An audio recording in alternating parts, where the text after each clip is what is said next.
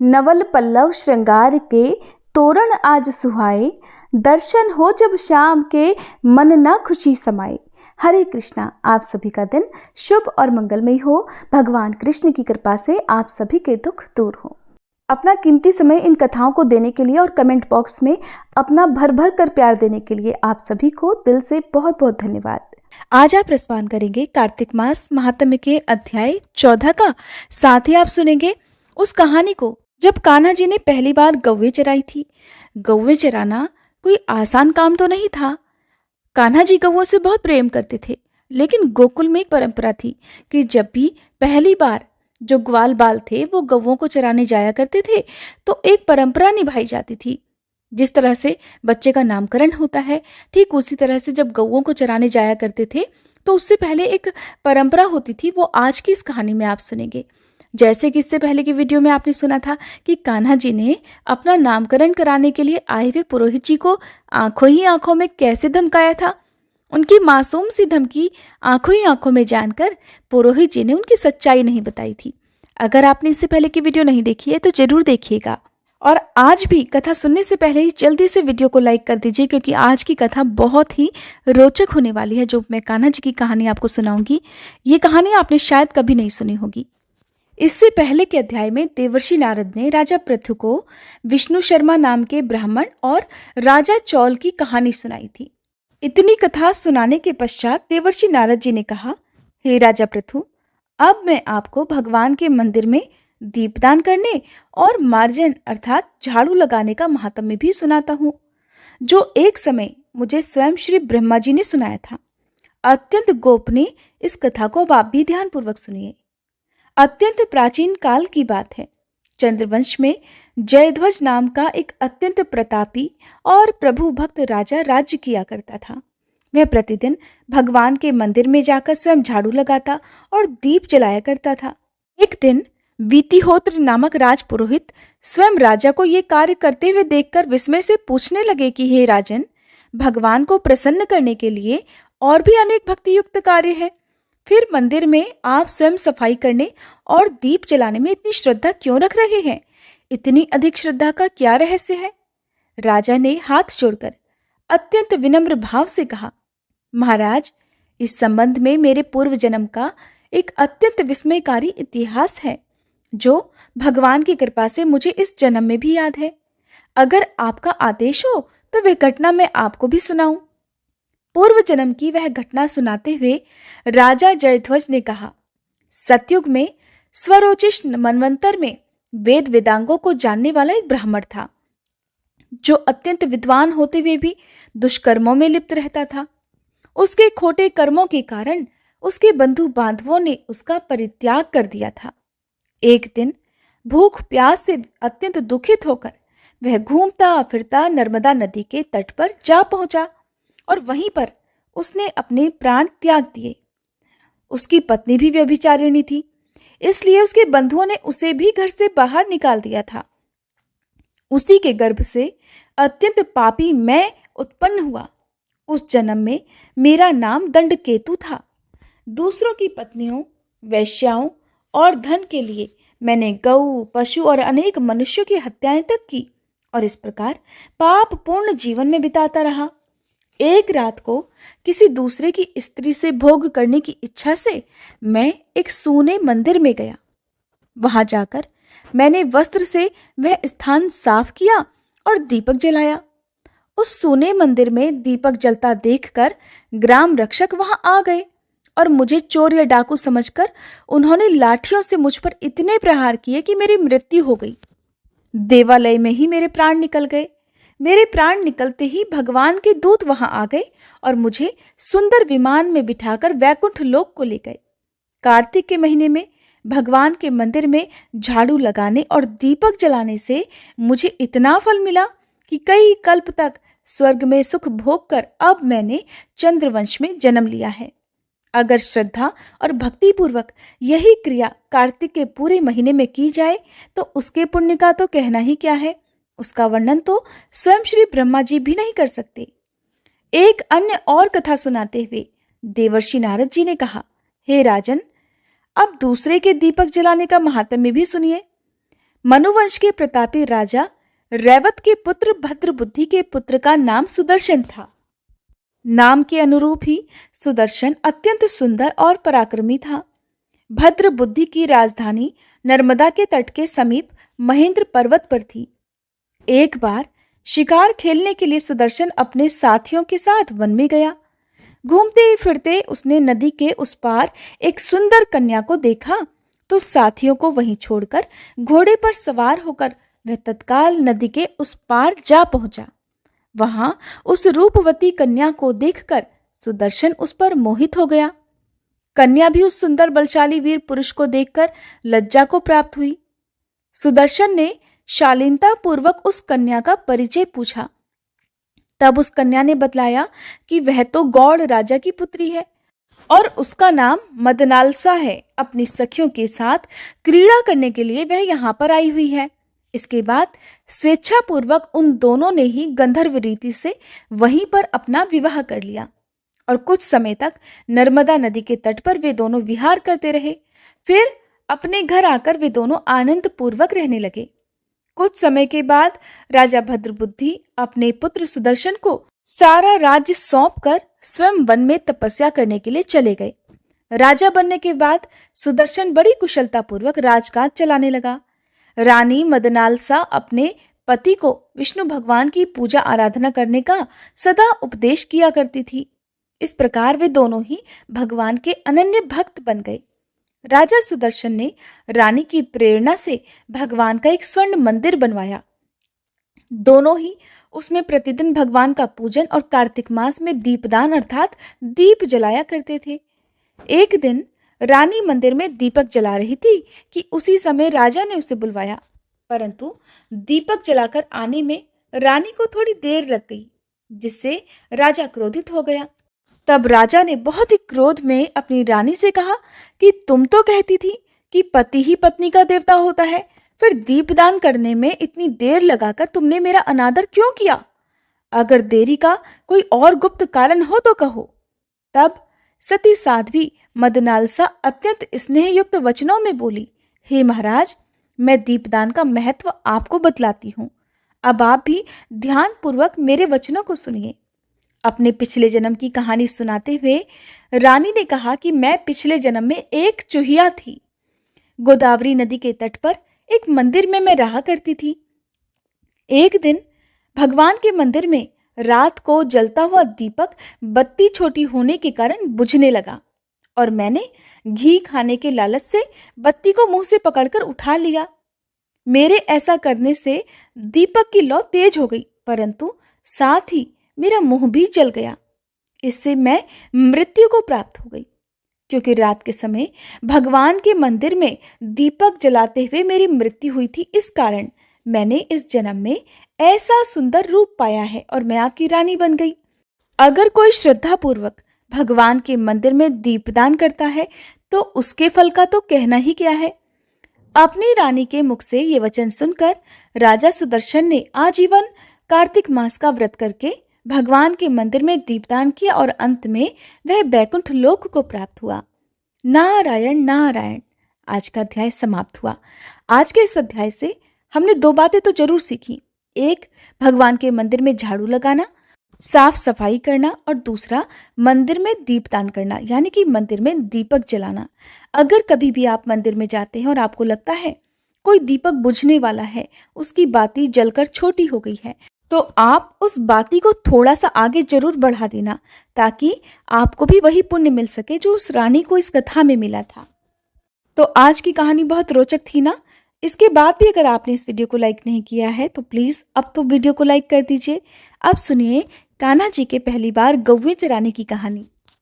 पौराणिक कथा के अनुसार जब भगवान कृष्ण 6 वर्ष के हुए तब एक दिन अपनी माँ यशोदा से कहने लगे, मैया अब हम बड़े हो गए हैं। मैया यशोदा कहने लगी, अच्छा लल्ला, अब तुम बड़े हो गए हो तो बताओ अब हम क्या करें। कृष्ण कहते हैं, अब हम बछड़े चराने नहीं जाएंगे, अब हम गाय चराने जाएंगे। मैया यशोदा ने कहा, ठीक है, बाबा से पूछ लेना। मैया के इतना कहते ही झट से कन्हैया जी नंद बाबा से पूछने के लिए पहुंच गए। बाबा ने कहा, लाला अभी तुम बहुत छोटे हो, अभी तुम बछड़े ही चराओ। लेकिन कन्हैया जी कहाँ मानने वाले थे। कहने लगे, बाबा अब मैं बछड़े नहीं गाय ही चराऊंगा। इस तरह जब कन्हैया नहीं माने तब नंद बाबा कहने लगे, ठीक है लल्ला, तुम पंडित जी को बुला लाओ, वो गौचारण का मुहूर्त देखकर बता देंगे। बाबा की बात सुनकर कन्हैया जी झट से पंडित जी के पास पहुंच गए और कहने लगे, पंडित जी आपको मेरे नंद बाबा ने बुलाया है। आज ही आप मेरे घर चलिए, गौचारण का मुहूर्त देखना है और आप आज ही का मुहूर्त बता देना, मैं आपको बहुत सारा माखन दूंगा। पंडित जी नंद बाबा के पास पहुंच गए और बार बार पंचांग देखकर गणना करने लगे। तब नंद बाबा ने पूछा, पंडित जी क्या बात है, आप बार बार क्या गिन रहे हैं। पंडित जी कहने लगे, क्या बताएं नंद बाबा जी, केवल आज का ही मुहूर्त निकल रहा है, इसके बाद से तो 1 वर्ष तक कोई भी मुहूर्त ही नहीं है। पंडित जी की बात सुनकर नंद बाबा ने भगवान को गौचारण की स्वीकृति दे दी। कन्हैया जी जो समय कोई कार्य करें वही शुभ मुहूर्त बन जाता है। उसी दिन भगवान कृष्ण ने गौचारण आरंभ किया और जब भगवान अपने हाथों से खुद माखन का प्रसाद दे तो भला कौन भक्त उनके हाथ से ये प्रसाद नहीं लेना चाहेगा। पंडित जी ने भी बाद में कान्हा जी के हाथों से खूब माखन खाया। हरे कृष्णा। आज के अध्याय में बस इतना ही। इसके आगे का वृतांत आप सभी अगले अध्याय में सुनिएगा। अब सुनिए श्री तुलसी चालीसा पाठ और आरती। जय जय तुलसी भगवती सत्यवती सुखदानी, नमो नमो हरि प्रेसी श्री वृंदावन खानी। श्री हरि शीश विरजनी देहु अमर वर अम्ब, जनहित हे वृंदावनी अब न करप विलंब। धन्य धन्य श्री तुलसी माता, महिमा अगम सदा श्रुति गाता। हरि के प्राणहु से तुम प्यारी, हरहि हेतु कीन्हो तप भारी। जब प्रसन्न है दर्शन दीन्हो, तब कर जोरी विनय उस कीन्हो। हे भगवंत कंत मम होहु, दीन जानि जानि छाड़हु छोहु। सुनी लक्ष्मी तुलसी की बानी, दीन हो श्राप कध पर आनी। उस अयोग्य वर मांगन हारी, हो बिटप तुम जड़ तनुधारी। सुनि तुलसी ही श्रव्योत ही ठामा, करहु वास तुहु नीचन धामा। दियो वचन हरि तब तत्काला, सुनहु सुमुखी जानी होहु बिहाला। समय पाई ब्योहरो पापी तोरा, पूजहि आस वचन सत मोरा। तब गोकुल मह गोप सुदामा, तासु भई तुलसी तू बामा। कृष्ण रास लीला के माही, राधे शक्यो प्रेम लखि नाही। दियो श्राप तुलसी तत्काला, नर लोक ही तुम जन्महु बाला। यो गोप वह दानव राजा, शंख चूर्ण नामक शिर ताजा। तुलसी भई तासु की नारी, परम सती गुण रूप अगारी। अस द्वै कल्प बीति जब गयहु, कल्प तृतीय जन्म तब भयहु। वृंदा नाम भयो तुलसी को, असुर जलंधर नाम पति को। कर अति द्वंद अतुल बल धामा, कीन्हा शंकर से संग्रामा। जब निज सैन्य सहित शिव हारे, मरहि न तब हर हर ही पुकारे। पतिव्रता वृंदाती नारी, को न सके पति ही संहारी। तब जलंधर ही भेष बनाई, वृंदा ढिग हरि पहुँचो जाई। शिव हित लहि करि कपट प्रसंगा, कियो सतीत्व धर्म तो ही भंगा। भयो जलंधर कर संहारा, सुनी उर शोक उपारा। तेह क्षण दियो कपट हरि टारी, लखि वृंदा दुख गिरा उचारी। जलंधर जस हत्यो भीता, सोई रावण तस हरहि सीता। अस प्रस्तर सम हृदय तुम्हारा, धर्म खंडी मम पति संहारा। यही कारण लहि श्राप हमारा, होवे तनु पाषाण तुम्हारा। सुनि हरि तुरत ही वचन उचारे, दियो श्राप बिना विचारे। लख्यो ना निज करतूत पति को, छलन चाहियो जब पार्वती को। जड़ मति तुह अस हो जड़ रूपा, जग में तुलसी बिटप अनूपा। धग्व रूप हम शाली ग्रामा, नदी गंडकी बीच ललामा। जो तुलसी दल हम ही चढ़ई है, सब सुख भोग परम पद पई है। बिनु तुलसी हरि जलत शरीरा, अतिशय उठत शीश उर पीरा। जो तुलसी दल हरि शिर धारत, सो सहस्त्र घट अमृत डारत। तुलसी हरि मन रंजनिहारी, रोग दोष दुख भंजनिहारी। प्रेम सहित हरि भजन निरंतर, तुलसी राधा में नाही अंतर।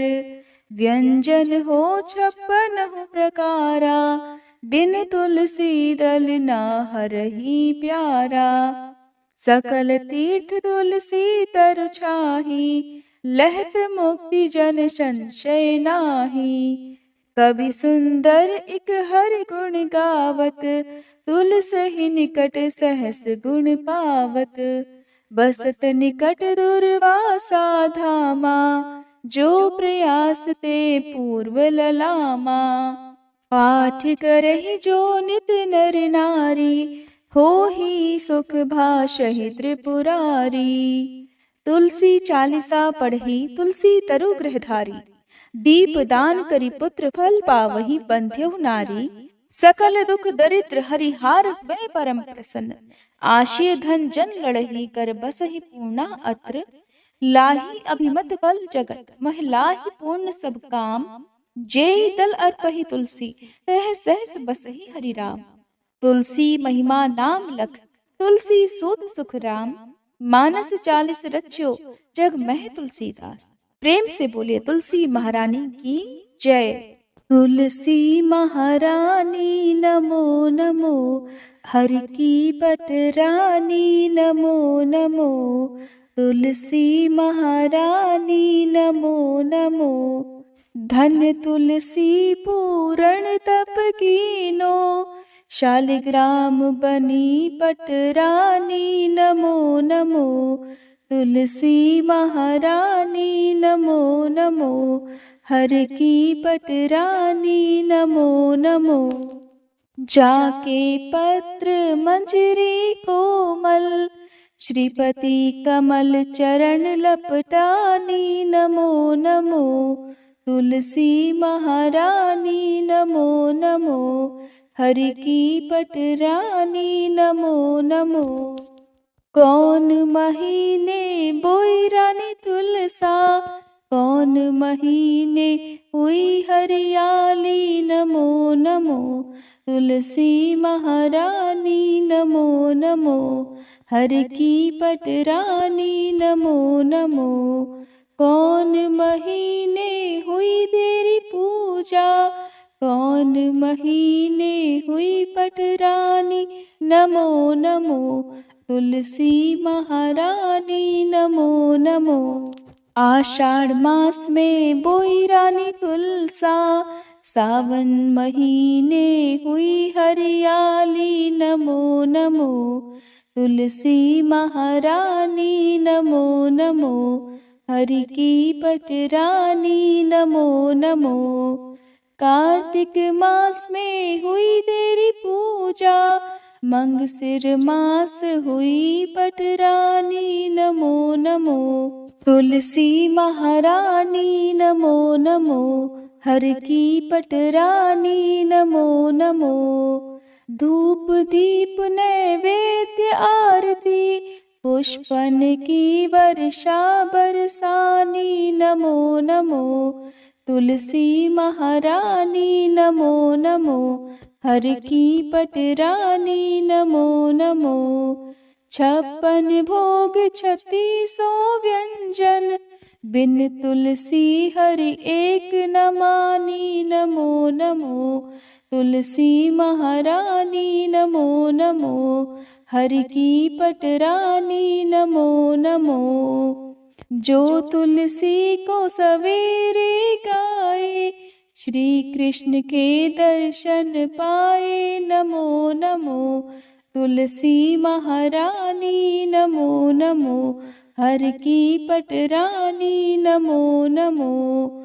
जो तुलसी को दोपहर गाए, खीर खांड का भोग लगाए, नमो नमो। तुलसी महारानी नमो नमो, हर की पटरानी नमो नमो। जो तुलसी को सांझ को गाए, श्री कृष्ण की आरती उतारे, नमो नमो। तुलसी महारानी नमो नमो, हर की पटरानी नमो नमो। जो तुलसी को रात को गाए, श्री कृष्ण के चरण दबाए, नमो नमो। तुलसी महारानी नमो नमो, हर की पटरानी नमो नमो। सब सखी मैया तेरो यश गावे, भक्ति दान दी जय महारानी, नमो नमो। तुलसी महारानी नमो नमो, हर की पटरानी नमो नमो। तुलसी महारानी नमो नमो, हर की पटरानी नमो नमो। उम्मीद है आज की ये वीडियो आपको पसंद आई होगी।